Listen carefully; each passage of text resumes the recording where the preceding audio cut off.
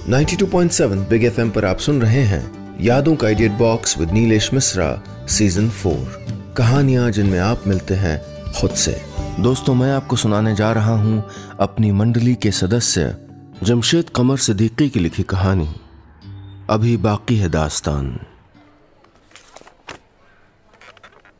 Science कहती है कि हमारी आंखें जब भी कुछ देखती हैं तो उस इमेज को हमारे दिमाग तक पहुंचने में कुछ वक्त लगता है, शायद एक नैनो सेकंड का वक्त, यानी सेकंड का एक बेहद छोटा सा हिस्सा।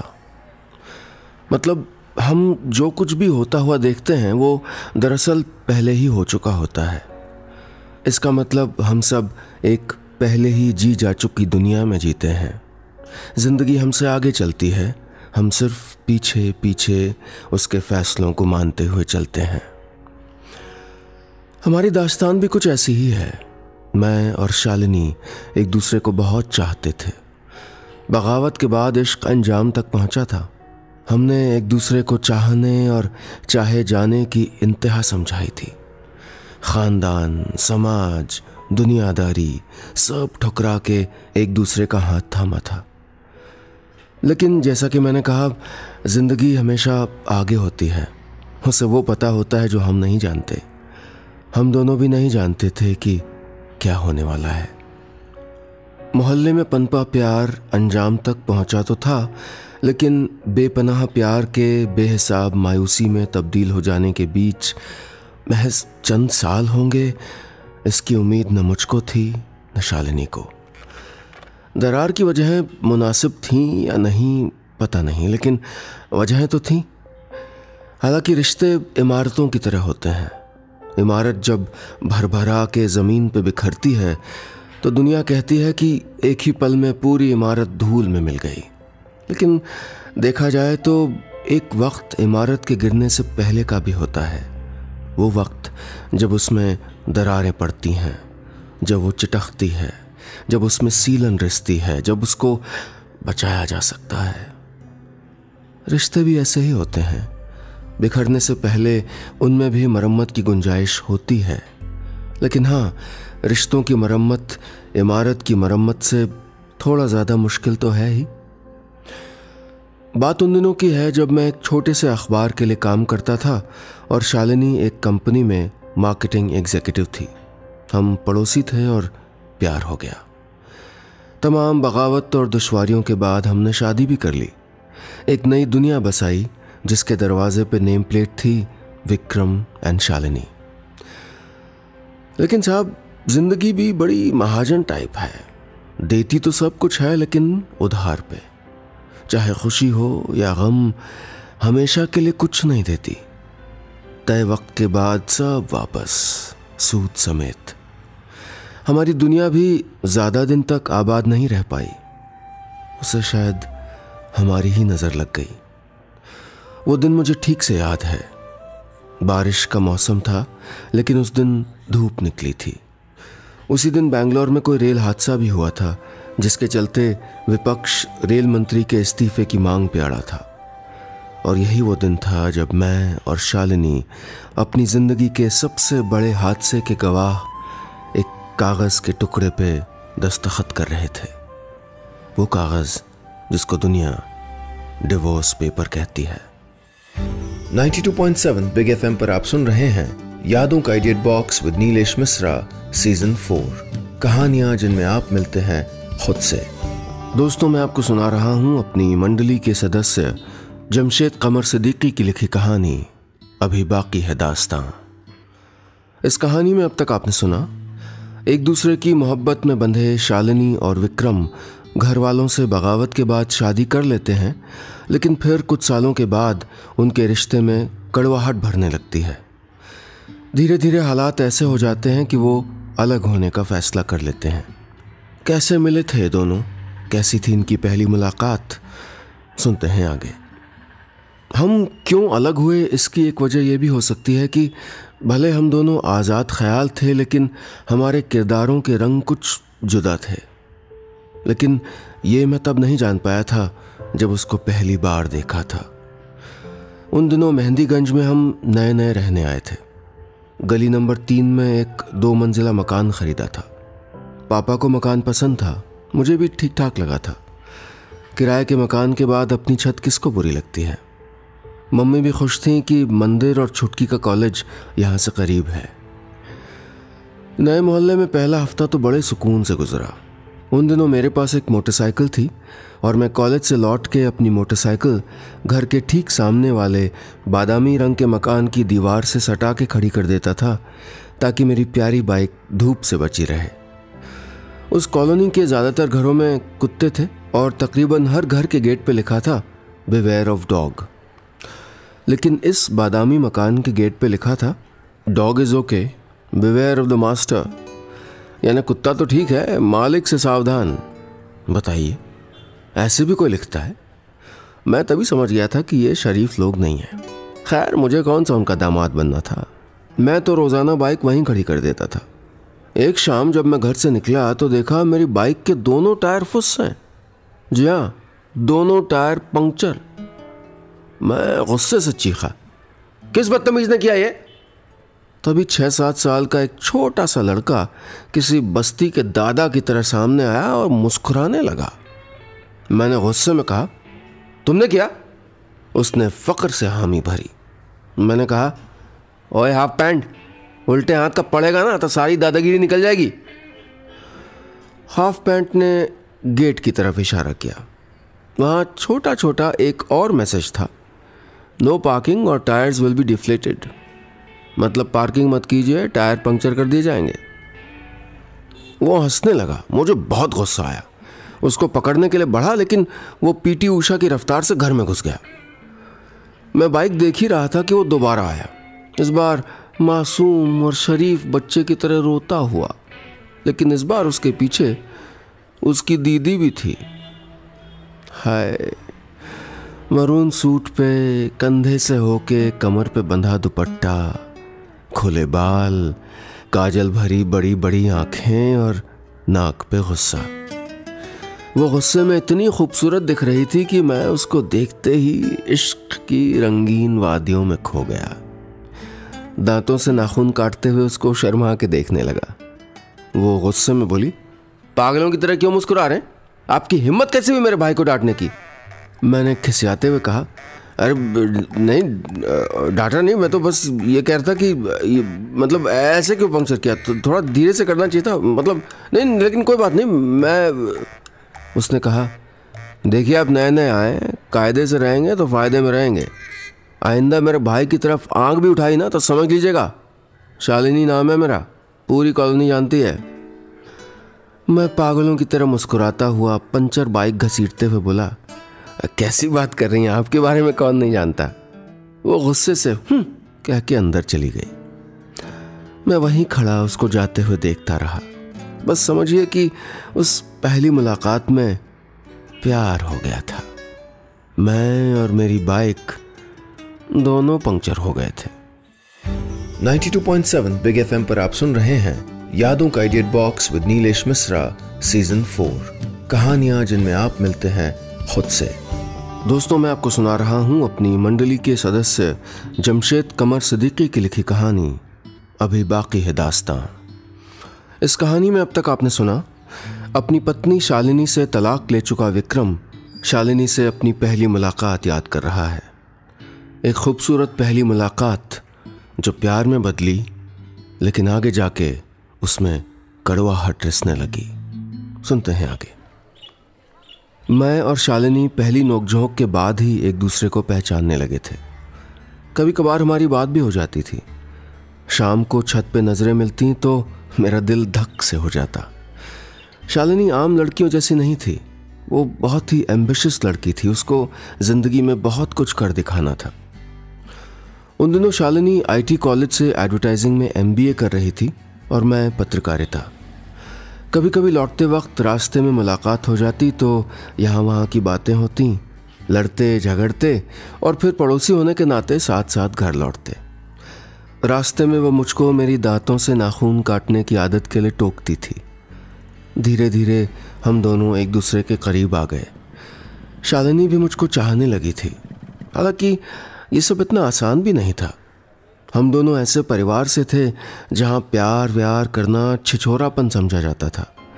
और ये वो दौर था जब मोहब्बत आम आदमी का शगल नहीं, अमीरों का शगुफा कहलाती थी और माना जाता था कि इसकी इजाद तो सिर्फ सुबह के नाश्ते में कॉर्नफ्लेक्स खाने वाले तबके के लिए हुई है। लेकिन इस दौर में भी मोहब्बत की सीलन भरी गलियों में मकानों के छज्जों से मोहब्बत का आगाज़ हो ही जाता था, बहुत सारे रिस्क के साथ। रिस्क इसलिए क्योंकि उस वक्त तक व्हाट्सएप क्रांति तो छोड़िए, इश्किया दास्तानों में SMS का शुमार भी नहीं हुआ था। लेकिन हमने भी ज़बरदस्त टाइप का इश्क किया था, बातचीत के तरीके ईजाद कर लिए थे। हमारे घरों के छज्जे बिल्कुल आमने सामने थे। हमने ख़तों को रॉकेट बना के इधर से उधर फेंकने में वो महारत हासिल कर ली थी कि बंद आँखों से भी निशाना सीधे टारगेट पे जाता था। शालिनी रंग बिरंगे कागज़ों के ख़त फेंकती थी, कभी कभी बिना कुछ लिखे ही। वो कहते हैं ना, मोहब्बत लफ्ज़ों की बंदिश से आज़ाद होती है। हमें भी लफ्ज़ कहाँ चाहिए थे, बस छज्जा चाहिए था। बहरहाल अफसाना आगे बढ़ा, मुलाकातें हुईं, बगावतें छिड़ीं और एक जंग जीत ली गई। जी हाँ, हमारी शादी हो गई। अमीनाबाद के एक छोटे से फ्लैट में नई दुनिया बसाई गई, दुनिया जहाँ ना गम था ना अफसोस, सिर्फ बेपनाह मोहब्बत। हमें यकीन था कि हम हमेशा ऐसे ही रहेंगे, मोहब्बत के चमन में मुस्कुराते हुए, एक दूसरे की बाहों में ज़िंदगी की हरारत ढूंढते हुए। लेकिन ज़िंदगी हमारे हिसाब से कहाँ चलती है, वो तो आगे चलती है और हम पीछे। जब तक हमारी शादी हुई, शालिनी एक बड़ी सी कंपनी में एडवर्टाइजिंग के हेड के तौर पे काम करने लगी थी और मैं एक नेशनल न्यूज़पेपर में एडिटर हो गया था। महीने दर महीने हमने घर के लिए तमाम चीज़ें खरीदी। कुछ साल बाद घर में कोई कमी नहीं थी, हमारे पास वो सब कुछ था जो घर को घर बनाता है। लेकिन इस बीच जो कम पड़ने लगा था वो वक्त था। महत्वाकांक्षी होना अच्छी बात है, लेकिन जब तमन्नाएं रिश्तों की कीमत पे पूरी हों तो बिखराव तो होता ही है। वो कॉरपोरेट वर्ल्ड का शुरुआती दौर था। मार्केट के कट थ्रोट कंपटीशन में हम दोनों अपनी अपनी कामयाबी की दास्तां लिखने में जुट गए। शालिनी मीटिंग्स के लिए अक्सर दिल्ली और कभी कभी हैदराबाद जाती थी। मैं भी इंटरव्यूज़ और इवेंट कवरेज के सिलसिले में इस शहर से उस शहर भटकता रहता था। खुशकिस्मती से हम दोनों को बहुत तेज़ तरक्की मिली थी और बदकिस्मती से हम उसको संभाल नहीं पा रहे थे। आहिस्ता आहिस्ता हमें एक दूसरे के लिए वक्त निकालना भी मुश्किल हो गया। तरक्की की अंधी दौड़ में हम दोनों ऐसा दौड़े कि पता ही नहीं चला कब हाथ से हाथ छूटने लगा था। 92.7 बिग FM पर आप सुन रहे हैं यादों का edit box with Nilesh Mishra season 4, कहानियां जिनमें आप मिलते हैं खुद से। दोस्तों, मैं आपको सुना रहा हूं अपनी मंडली के सदस्य जमशेद कमर सिद्दीकी की लिखी कहानी अभी बाकी है दास्तां। इस कहानी में अब तक आपने सुना विक्रम और शालिनी की शादी के कुछ वक्त बाद ही दोनों की प्राथमिकताएं, प्रायोरिटीज़ बदलने लगी। तरक्की की अंधी दौड़ उनके रिश्ते के बीच खाई बन के खड़ी हो गई। उनकी मोहब्बत कम पड़ने लगी। कैसे उनके बीच पनपते फासले ने उनको हमेशा के लिए एक दूसरे से दूर कर दिया, सुनते हैं आगे। ऐसा नहीं है कि शादी के बाद हमारी मोहब्बत ख़त्म हो गई थी, बस हमारी प्रायोरिटीज़ बदल रही थीं। हम कामयाब तो हो रहे थे, लेकिन न जाने क्यों एक दूसरे की कामयाबी से अंदर ही अंदर जलने लगे थे। कहते हैं ना, कामयाबी की एक कीमत होती है।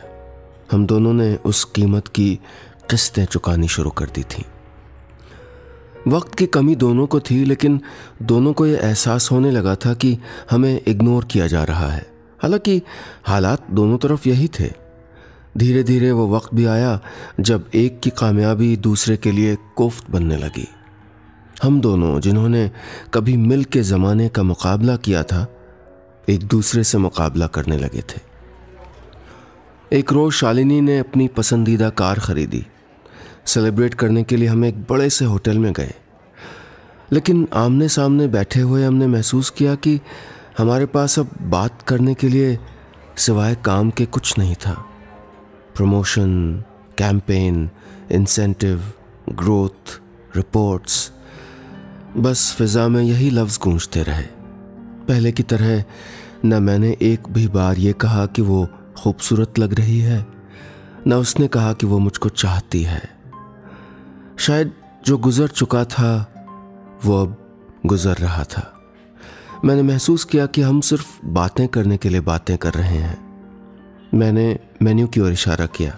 उसने कहा, तुम ही ऑर्डर करो, एक्चुअली एक सेमिनार में जाना है, डिनर वहीं पे नहीं करूँगी तो क्लाइंट को बुरा लगेगा, तुम अपने लिए ऑर्डर कर लो। मैंने झेपते हुए कहा, ओह नहीं, भूख तो मुझे भी नहीं है। मैं दांतों से नाखून काटते हुए महसूस करने लगा कि हमारा रिश्ता हमारे बीच रखी मोमबत्ती की तरह लम्हा लम्हा पिघल रहा था। ये वो वक्त था जब मुझको बिखरते हुए रिश्ते को संभालना चाहिए था, लेकिन उल्टा मैं ये सोचने लगा कि अब मुझे शालिनी से ज़्यादा कामयाब होना है। शायद यही वजह थी कि हमारे बीच नाइत्तफाकियाँ बढ़ने लगीं। धीरे धीरे हालत ये हो गई कि हम एक दूसरे से जलने लगे। घरेलू बातों पे छोटी मोटी नोकझोंक भी होने लगी थी।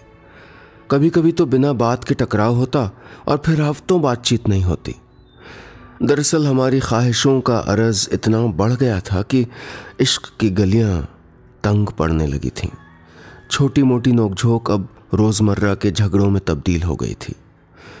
मेरा ऑफिस हमारे घर से ज़रा दूर था, आने जाने में वक्त लगता था और उन दिनों अलीगंज में बन रहे फ्लाईओवर से ट्रैफिक जैम भी होता था। एक दिन मैंने शालिनी को बताया कि मैंने गोमती नगर में ऑफिस के पास एक फ्लैट ले लिया है।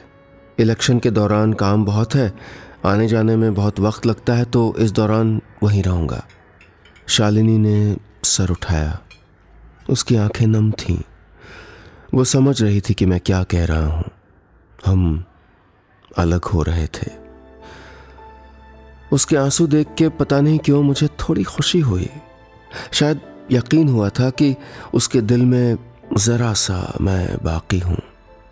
ठीक है, उसने जवाब में बस इतना ही कहा। मैं इस उम्मीद में था कि कुछ दिन दूर रहने से सब ठीक हो जाएगा, लेकिन एक बार जो अलग हुए तो फिर होते ही चले गए। दूर और दूर, महीनों मुलाकात नहीं होती थी। इलेक्शन गुजरे ज़माना हो गया, लेकिन मैं घर नहीं लौटा। मैं चाहता था कि शालिनी मुझको बुलाए और शालिनी शायद ये चाहती थी कि मैं खुद आऊं। वक्त गुजरता गया और हम दूर ही होते गए। हमारा अहम हमारे इश्क पे भारी पड़ने लगा था।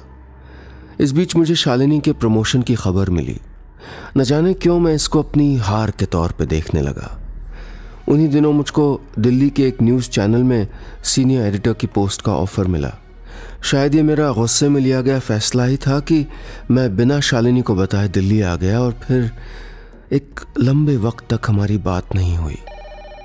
अक्टूबर 2001 में शालिनी का कॉल आया। उसने बताया कि वो चेन्नई में है। कैसे हो? मैंने कहा, ठीक हूँ, तुम कैसे हो? वो खामोश रही और बोली, let's file for divorce. Shalini ने ऐसा शायद गुस्से में कहा था। उसको लगा होगा कि मैं अब सब कुछ ठीक करने की बात करूंगा, लेकिन अहम की दीवार हमारे इश्क की धूप को रोक रही थी। मैंने कहा, ठीक है, जैसा तुम चाहो। एक ही पल में हमारे दरमियां कभी न मिट पाने वाली एक लकीर खिंच गई थी। थोड़ी सी कोर्ट कचहरी की भागदौड़ के बाद हमारे तलाक पे कानूनी मोहर लग गई और शादी के 4 साल बाद हम अलग हो गए, हमेशा हमेशा के लिए।